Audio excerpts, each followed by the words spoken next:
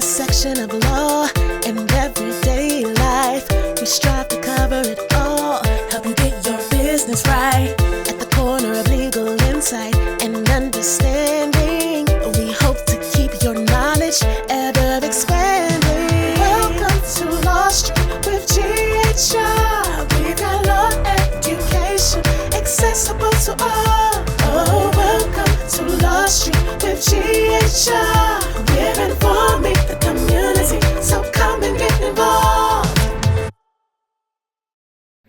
Hi, I'm Gabby Grant Gilpin Hudson. And I'm Lisa Rooms. And we are partners in the law firm Grant Henry and Rooms. Thank you for joining us on today's episode of Law Street at the corner of legal insights and understanding. So Lisa, what are we talking about today? Today we're going to be talking about obligations after you incorporate a company. Okay. Because what I find is that a lot of people incorporate companies, but they're not really keeping up with the obligations after. Yeah, and there are a lot, right? And there are a lot. So Okay. today I figured we'd just discuss a few of those. All right. Okay, so walk us through. So we've set up the company, right?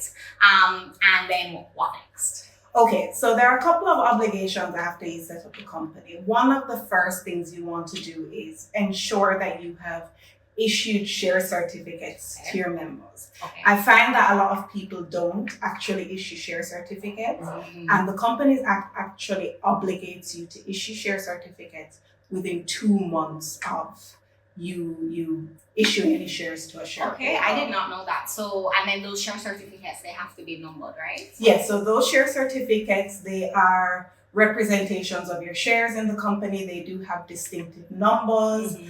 They are to be stamped, which means that you are to pay stamp duty on those share certificates and then issue them to your shareholders. I see. Okay. So we got our share certificates. Yes. What next? Okay, so the directors of the company should have a meeting in Okay. which they do things like discuss who your bankers are going to be, discuss who your attorneys are going to be, appoint auditors. Okay. So those are some of the things that you should be discussing at the directors meeting. You should also look at your company seal and how you're going to keep that seal. So that's another thing that a lot of companies don't do that they should. And the company seal is so important, right? Yes, because you need company seals to do things like open bank accounts. There are lots of agreements that need to be signed under the seal of the company, which is signed by 2 directors or a director and a secretary. So having a seal is also really important. Okay. And then, so I have those things and I've done those things. What happens if I need to make changes to the company? If you need to make changes to the company, that is absolutely something that you do need to do with Companies Office. So Okay. if you've changed your directors, you need to update the public register at the Companies Office. If you've changed your secretary, you also need to do an update at the Companies Office, updating that record. Basically, almost any change that you do, changing your registered address, that's the address at which people can find you and they can serve notices. So it's absolutely important to ensure that the public record at the Companies Office has all the current details. So you must do those changes. Okay, and then is there a timeline that we have to do them within the changes at the company? So generally the timeline is between 14 and 15 days, sort of depending on the change. You should get that done as soon as possible, but it's usually up to about 15 days that you have the ability to, within the timeline and without paying a penalty and late fee, make those changes. And nobody likes penalties and late fees. Nobody likes And penalties. can I do these filings at Companies Office myself, or if I don't want to do them myself, what can I do? So you can do the filings yourself, but sometimes they're kind of tedious and annoying. And technical. So sometimes it is best to just get an attorney at law who's knowledgeable and have that person complete the paperwork for your signature and do the submission on your behalf. And then person would also have to be licensed under the new Trust and Corporate Services Providers Act. Yes, so some of the things that need to be filed with Companies Office, depending on the document, it's not that anybody can file it now. As an individual, you would still be able to file it on your behalf, but if you are employing someone to do it or paying them to do it and they're doing it as a service, there are a limited number of people who can do that now. Got you. Okay. So what kind of registers in general would you maintain at a Companies Office for your company?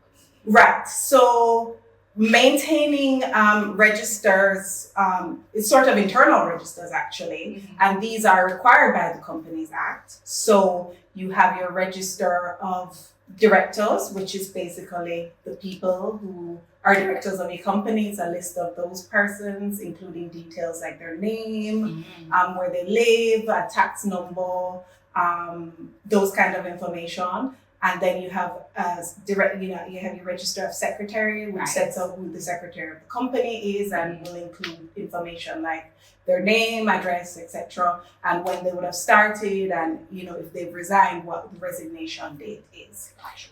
You also have the register of members, which is a super important register because it tells you who owns the company. And so members are shareholders. Members are shareholders. So it tells you who owns the company, and that's really important.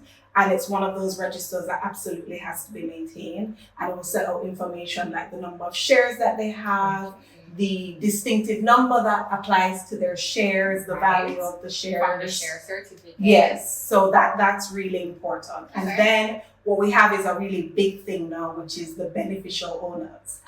Absolutely need to know who the beneficial owners of the company are. And this is a number of things have caused this to be more important. We're trying to deal with our obligations in relation to counterterrorism financing and AML, proceeds of crime. So we really do need to understand who the beneficial owners of the company are. So let me ask you, so with this new beneficial ownership return, is my information, so if I want to be discreet, is that private? Yes. So luckily, the beneficial ownership return that you would file with the Companies Office, that is a private document. Your internal register, you can also make quite private, but the actual public register, so nobody will be able to go into Companies Office and access that information. So great. Okay, so you mentioned directors meetings. Other than directors meetings, maybe you can just tie it all together for us. What other meetings do you have to have? How often? And then what kind of other annual obligations do you have if you set up a company? Right. So you have to have a general meeting.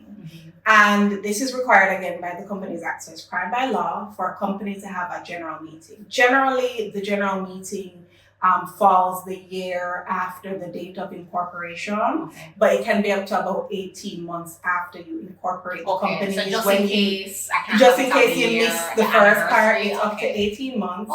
Then you can have your first general meeting. This is called an annual general meeting. And then up to, after you've had that first one, you just kind of maybe do it on the anniversary of that first AGM, which is an annual general meeting.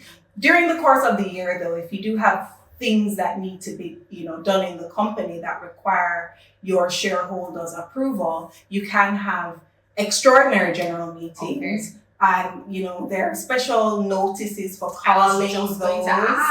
There are special notices for calling those. And again, an attorney at law will be very, very useful in telling you what these notice periods are, helping you draft the notice for you to send to your shareholders. So it's can be difficult and it can be annoying, but it's something that has to be done. Yeah, and I guess a lot of what I'm hearing you say is a good attorney at law is super crucial if you've incorporated and set up a company. Yes, and a good attorney is very, very important to help you ensure that you are meeting your obligations. One of the other obligations is that on the anniversary of your incorporation, you're required to file what's called an annual return. And this annual return is a very important document.